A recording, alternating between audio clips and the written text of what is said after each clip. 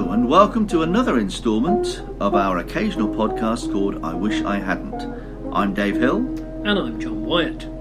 As you can tell from our names, David and Jonathan, we were born in the 1950s, so we've had many years to accumulate embarrassing moments which we now feel happy to share.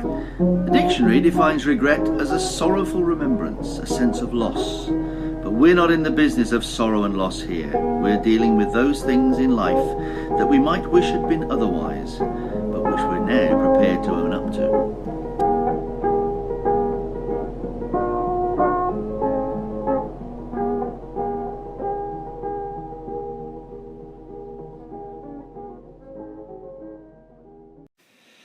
Okay, so picture the scene. David and Jonathan, 11 years old, trembling at the knees in their shorts as they march up to secondary school for their first day. Still unknown to one another. Totally unknown. Yes, I mean you were from the dark side of the Bridport area, yes.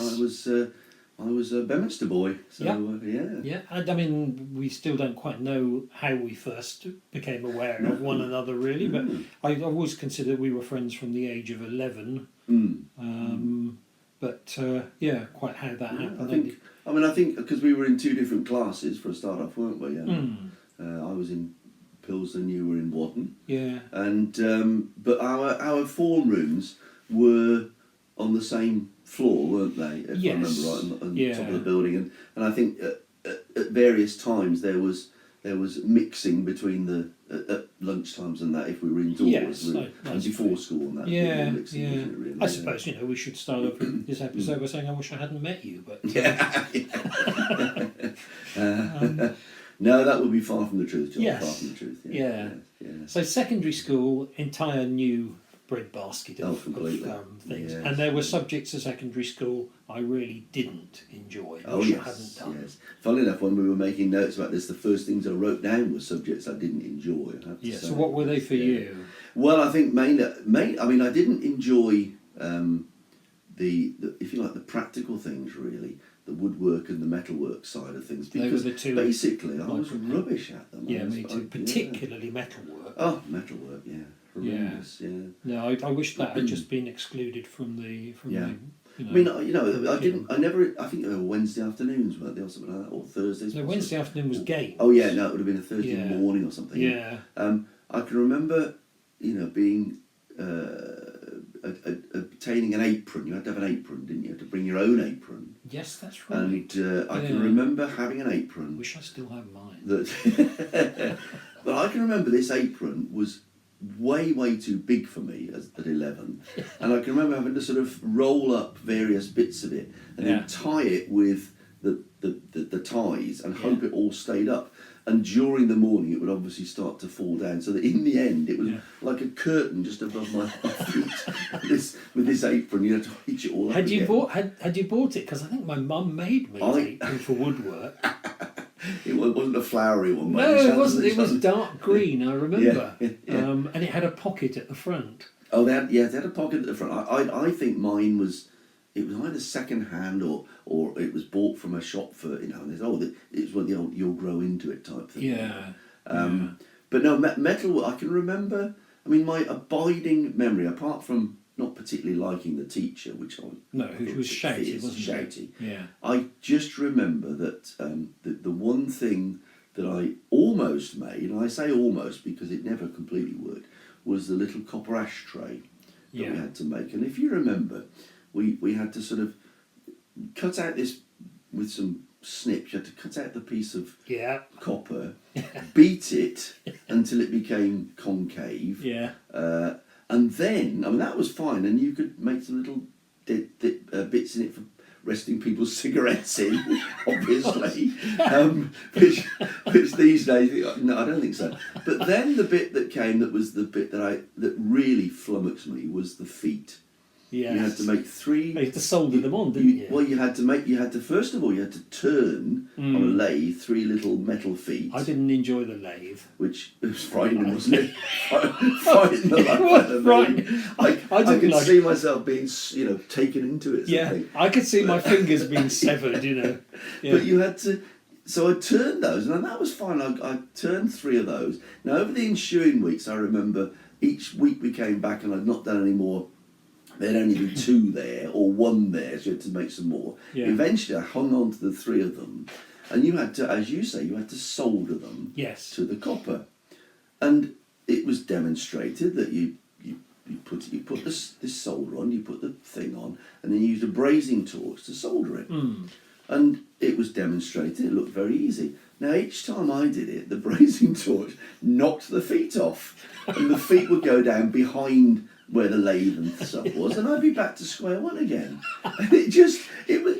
You could still be there, couldn't you? Now, actually. I think I spent the whole term not making an ashtray, basically, which I just found. I thought, this is just ridiculous. You know, you just end up with an ashtray without legs. Totally. A wobbly ashtray. Yeah. I made a plumb bob. I mean, what the hell use is a plumb bob? Is this the thing that you put on a bit of string and you drop it down the wall to make sure your wall is straight? Yeah. I mean, what use would I have, or anybody I knew, have for a plumb bob? And I, this thing you made on the lathe, terrified of the lathe chopping your fingers off. And you're telling me you haven't got it still? I haven't got the plumb bob. I haven't got anything I made. I made a tray in woodwork, but I also remember spending one whole term in woodwork planing a bit of wood. Started off with a large lump of wood and ended up with a matchstick. What?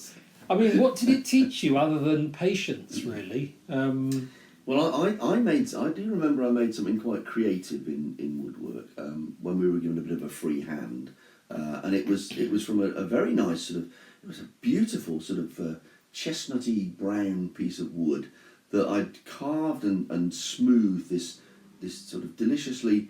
I suppose it wasn't phallic exactly, but it was more like the female form, I suppose, and it sort of came in the middle and went out at the top and had a little curve at the top. And what did we know of the female form at that? We knew nothing at the time, no. But I just thought it was a nice shaped piece of wood. And then for some reason I decided that what I would do to make it more interesting was drill a hole in it through the middle. Yeah. And so I got a drill and I started to drill through, and as I drilled through, the drill bit broke inside, and so then I had to get a chisel and a mallet and chop the wood out around very carefully so that the teacher didn't see that I'd broken the drill bit, basically.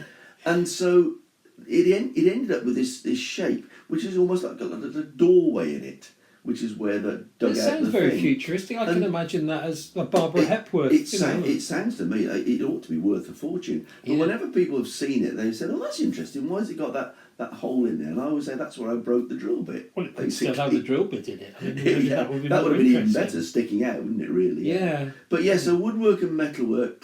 The only good thing about woodwork, if I remember rightly, was that you could stand and do things in the window and watch the girls playing tennis on the courts in the summer. Yes. As we got older, that was the best part about it. It was really, wasn't it? Yeah. And another thing, algebra. What was the point of algebra? Never got that. No. I've always been quite good at mental arithmetic, but I spend a lot of time. Why use a letter for a number when a number is quite sufficient, really? Exactly. I mean, there are mathematicians out there now gnawing their knuckles and saying, "Fool, you don't understand." You don't get it. And I said, "Well, no, I didn't. I didn't get it either. Could have been the quality of teaching, I suppose. Well, I mean, it just didn't inspire us. I mean, as you know, it took me a little while to get my maths O level because I just didn't get it, really. No. But then again, I suppose that's, as you say, that is down to the teaching. And it was once I went to a different teacher that I suddenly understood things enough to get me through my O level, and that's all down to the way it was taught. I think in certain ways. Undeniably, there were good teachers, but there were also some pretty terrible ones as well. I guess that's anybody has that school experience. Well, we both experienced, of course, a teacher a maths teacher was very good with a piece of chalk, I remember. Yes. Not for drawing on the ball, but for throwing at people. Yeah. And the blackboard rubbers, I remember being thrown. I got pretty good at ducking. Yeah. Because I used to sit at the back of the class with Alan and Bugs.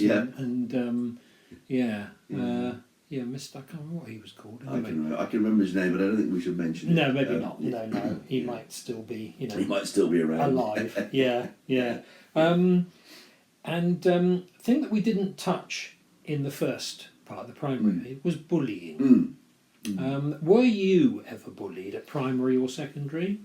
I think physically, no. I don't recall being physically bullied. I can remember being frightened of some boys. Yes. Big boys, because I wasn't a big boy. I was more frightened of the girls, I think. Yeah, and I used to avoid them. I always remember there were sort of certain small groups of boys that would roam around at lunchtime and things. Yeah. And I was always wary and at the corner of my eye watching where they were and making sure I wasn't there. Because they were the sort who would suddenly surround someone, wouldn't they? And you wouldn't see anything happen, but someone would end up with a bruise. Well, I think of bullying more as verbal bullying than physical.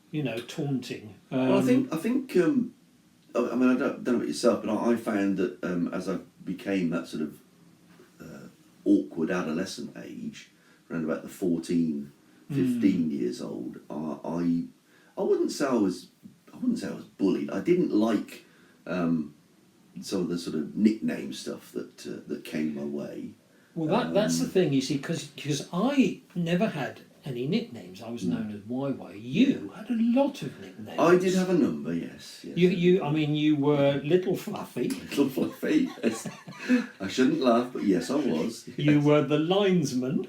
The linesman, yes. Yeah. I am a lineman for... It used to be sung at you, didn't it? Yeah, well, I am a linesman for the county. Yeah, I mean, nowadays they call it being dropped to the bench, don't they? Because there wasn't a bench in those days. I just wasn't picked for the team. I was the reserve. Yeah. And they'd give you a flag and say, well, you run the line for it. Yeah. And yes, there was a certain person who managed to work the Glenn Campbell song into that, basically. But I also remember you because of... I imagine an association with Jackie Dan, that you were known as Jackie. Yes. That was very early on, wasn't it? It was early on. Yeah, it was sort of assumed that we were a boyfriend and girlfriend at one point, which wasn't really the case. I don't think. No. I think I probably. So I don't know why you got attached to all these nicknames. No. It was mild. It was teasing more than taunting. It was teasing, but I mean the one that I did. I mean, years on, I realised I wasn't happy about was that when I grew very quickly, and tall, I became very gangly and thin and a little bit effete probably. And I know where this is going. There was a point at which it was suggested that this was because of shall we say a way that I was leaning in those days. Well, I wasn't. Yes. No, I know. And the point was, because that nickname then stuck for a while, I did find it not bullying exactly, but teasing I didn't like. Shall we say what the nickname? They were different times. They were different times, yes. But we can say what the nickname was, can we? Well, it's difficult, but it was. I'm going to say. Go on. It was Pansy. It was Pansy. Pans people. Well, that was what was written on your dad's car in the dust on the back of it. John Kipper Cleal. Yes. Why he was Kipper, I don't quite know. No. He wrote Pans people on the back, which I thought was actually very witty. It was witty, but you see, I didn't particularly like it. But I'm sure you didn't. But the problem was, I liked the people. That it was Mr. Cleo and everything. They were good friends, and so I took it. But I always remember thinking, I hope it doesn't go on too long, because I wasn't comfortable with it. No. I also thought it was going to spoil my chances of any romantic liaisons with any of the girls in the class. Yeah, you were just David Bowie ahead of your time. I was really, and if I'd known that, I might have used that. And but at the time, I was just embarrassed because I was tall and gangly, and I'd grown taller than most people over that summer holidays, Yeah. No, there was an unfortunate nickname, so it was. I remember one instance of bullying by taunting, which I feel quite ashamed of, really. And then we all did it. Yeah. And it was when we were probably about 15 or 16. And you all had to change, together in the changing rooms. and went into the shower, and there was one boy who was a year above us. I don't know if you remember this, and he wasn't particularly unpopular. But somebody came up with the idea that when he came out of the shower without anything on, we would all point to his nether regions and laugh. And we did this, and he looked, puzzled, then sort of embarrassed, then mortified, as if there was something wrong. We were all laughing at him as if we were laughing at his genitalia. Because we decided. Do you remember that? I don't remember that. No. But all the boys in the year we'd been playing, rugby or cricket or something like that, all did this, and I remember feeling actually afterwards rather ashamed. That I joined in with that. Well, I think it's good that you did feel ashamed, really, because it shows that you're not the sort of person who would take huge pleasure in someone else's. No, there was no reason to do it. We just decided to. Somebody said, let's do this. And it used his surname, which as one did in those days. But no, it's. I think we probably were bullied or experienced bullying far more than we realised at the time. I suppose because of the way that bullying is looked on these days. But then also there was a certain amount of bullying of teachers, wasn't there? Yes, there was. And that comes back again to nicknames. Yeah. And we've talked about this. The biology teacher who was known as Fogey. And the religious education teacher who was known as Conchi. And that is again actually, to think of it, that's a real I wish I hadn't. Totally. Quite embarrassing. He was called that. We should explain for anybody who wouldn't understand. He was a conscientious because objector he had in the war been a conscientious objector, which takes a lot of courage. I mean, to do. actually, now you have a lot of sort of respect for that, don't you? Really. But in those days, it was considered to be not quite up to the mark, and so. I suppose the news had got around. He'd been a conscientious objector, and he was called by us in his hearing, probably. Yes, Conchi. But I suppose he would have probably heard worse during the time that he was a conscientious objector. He probably would. Yeah. So it doesn't make me feel any better. It doesn't make us feel any better, but it was probably water off a duck's back to him at the time. I suppose. It's I mean, it's difficult. I mean, of course, we again cruelly there was. I think a trainee teacher who we called Clarence. Yes. Do you remember Clarence? Yes, because I do. She unfortunately had some sort of astigmatism and cross eyes. Clarence the cross-eyed lion. The cross-eyed lion from Daktari. We called her Clarence, and it was embarrassing because she would point at someone and you weren't quite sure who she was pointing at, because one eye was looking at one person and the other one was looking at someone else. Yeah. So there was a lot of confusion around that time. Yeah, I mean, children can be particularly mean, can't they? I experienced it in my career, and I think we experienced it while we were. And there was the history teacher, the female history teacher, who had a healthy moustache. Yes, indeed, yes. And was, probably technically obese. Yeah. I'm sure there must have been many unkind comments. Yes, there were songs about.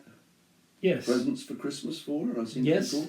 I'm not going to go into them now because it's but it was Philly Shave. Philly Shave was mentioned in it. Yeah, I know. Yeah. So they're probably all things that you wish you could take back now. Really. I'll tell you what. I think there's more I wish I hadn't in this than at any of our previous podcasts. I think you're probably right. Because, but you do realise that. Just the nature of secondary school, isn't it? Really. Yeah. Did you get any punishments while you were at secondary school at all? Any? No. I was very good at dodging punishment. Yeah. I mean, the only thing I ever remember was being sent out of the class, and frankly, that was a blessing, really, because it used to happen in maths quite often. I would be sent to stand outside, which I never minded. I'm quite happy to stand outside because it meant I didn't have to do maths. I don't know if you remember being sent out of assembly. Remember me being sent out of assembly?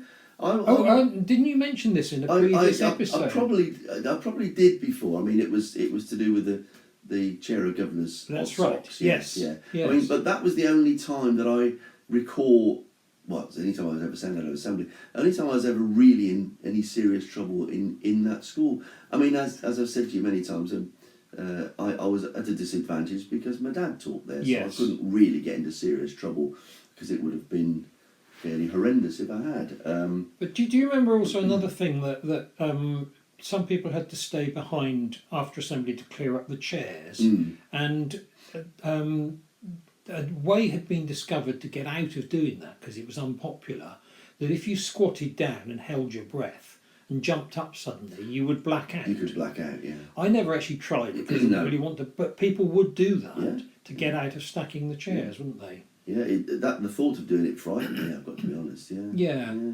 I don't think I've mentioned... The most famous misdemeanour of mine, of course, was when we went on the environmental trip Yes, to the field studies. The field studies trip. Yes. And of course that was it wasn't the most exciting of places, was it? It was in the Forest of Dean. Yeah, Forest of Dean. Right, yeah. And just to refresh your memory, of course, I decided to leave my mark there. Yes, on a sort of a plasticky on a chair. plasticky chair, yeah, with arms.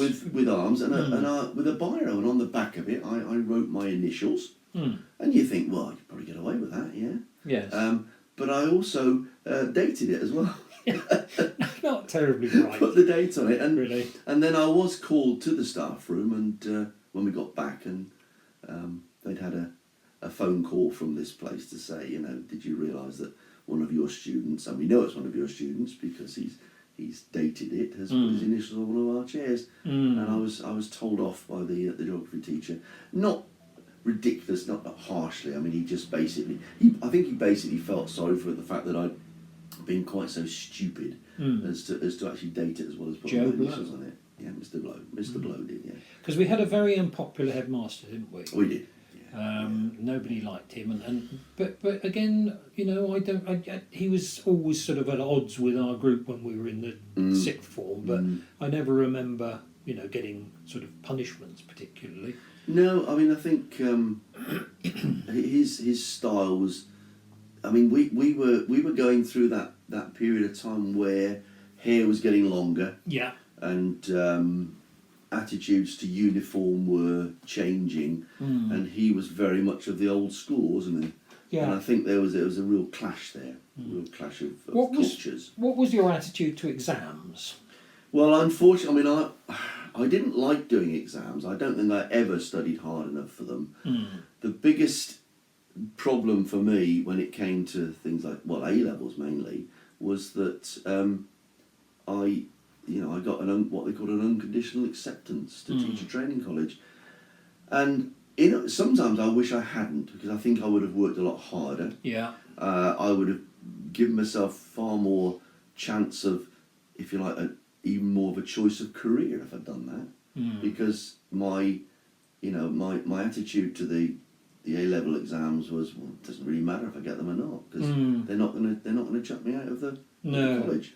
So I didn't enjoy them. I always felt I'd not really answered the questions as well as I could have done. No, they didn't hold any terror for me, but I have a similar sort of experience and wish I hadn't, for a different reason, that I think I would have done better at exams. But the summer that we sat our A-levels was very hot and sunny. Yes, it was, yeah. And we used to only have to go in for our exams, didn't we? Yes. The rest of the time you could turn up at school and we would go to what was known as the top field, where we would...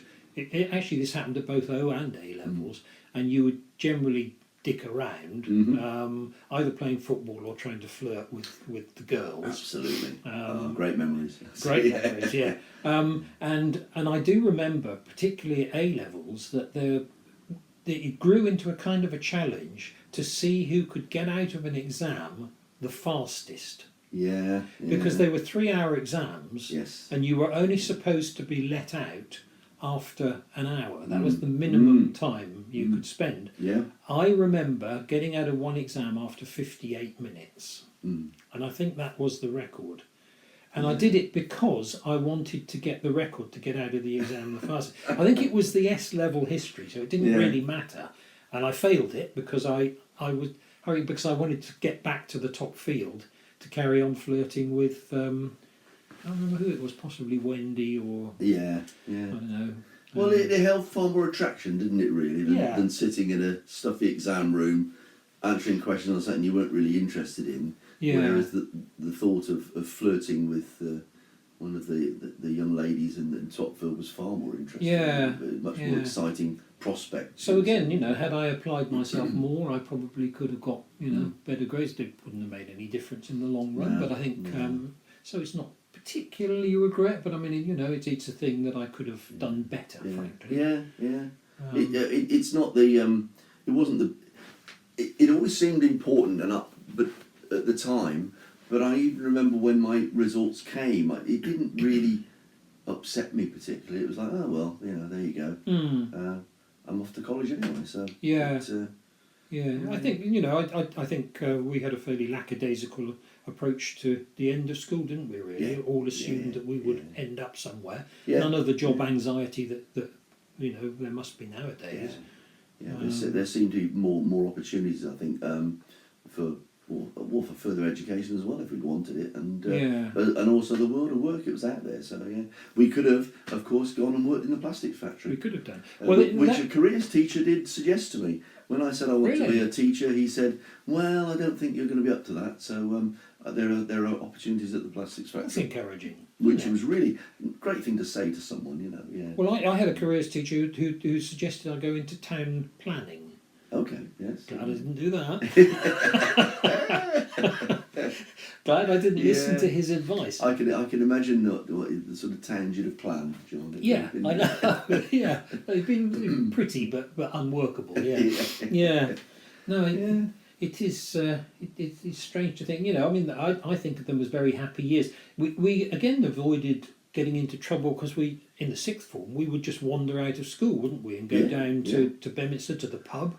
To the pub, to the cafe. There was no sort of control. You just had to sort of check in the morning, and then you were free to do pretty much whatever you wanted. Absolutely, yeah.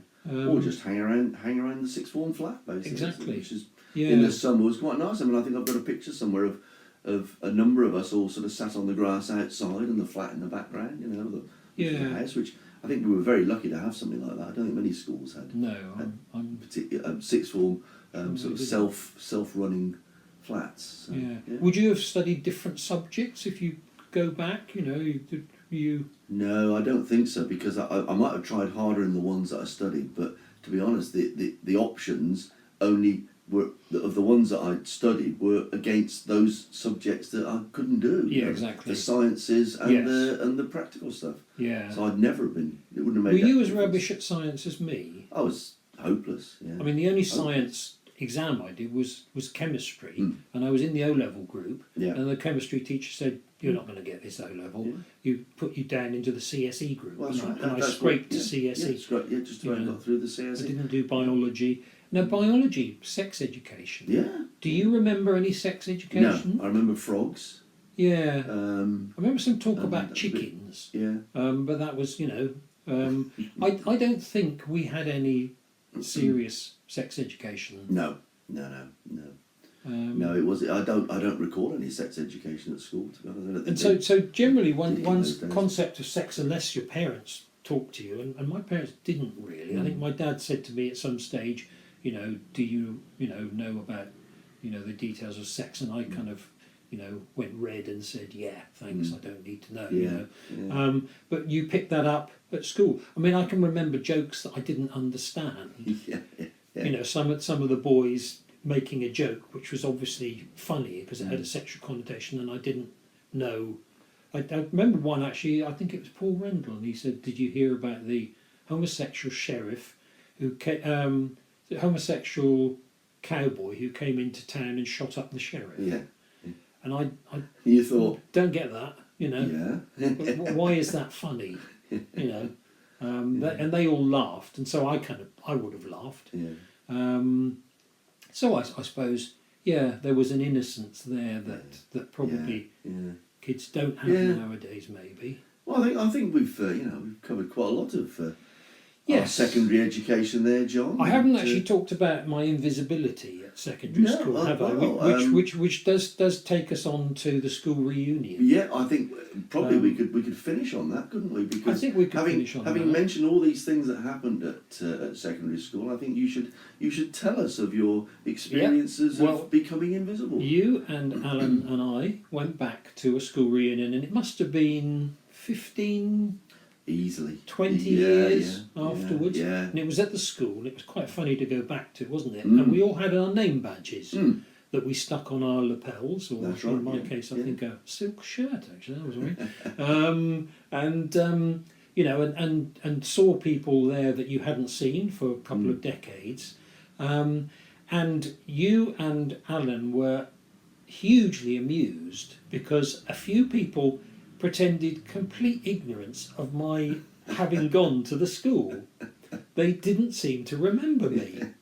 I've always been a person with a very good memory, and we had that thing where you and Alan and I sat down one night, tried to remember everybody in our year. Yes, we came up with nearly 100 names, didn't we? Yeah. But I was just perturbed that a few people there seemed to have no memory of me having been in their year at the school, and I thought to myself, why was I so insignificant that I didn't... Completely invisible. Am I living in a dream here? Yeah, did I dream it? So I kind of thought I should have done something more notable. I wish I probably hadn't had that experience, although it still seems funny to me that people should have had no memory of me being at school. Well, there you go. Well, I mean, on that, John, as you fade into the distance from every memory, we'll leave that there. I think. For a moment. Do we want the genie to? Well, I think early on there were quite a few things that I think I'd like the genie to take away my sudden growth spurt. To be honest, yes, because it would have. Well, no, there's nothing wrong with the growth spurt. It was just the names. No, it was the names that went with it. I think really, so maybe the genie should take away Kipper Cleo.